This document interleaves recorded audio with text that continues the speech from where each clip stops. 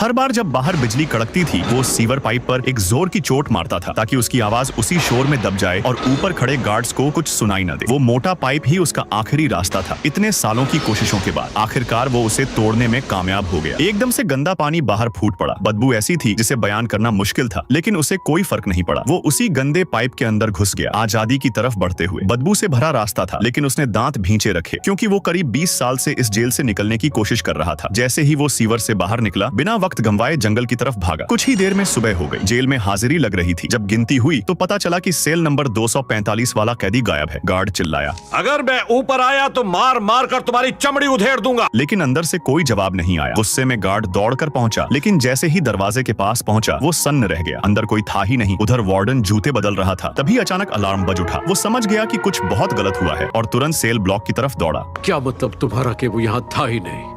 वो गुस्से में चिल्लाया, कल रात गिनती में था, आज गायब कैसे हो गया? उसने तुरंत रेड को बुलाने का आदेश दिया क्योंकि सब जानते थे कि वो दोनों हमेशा साथ रहते थे। वार्डन को लगा कि जाते जाते उसने रेड को जरूर कुछ बताया होगा।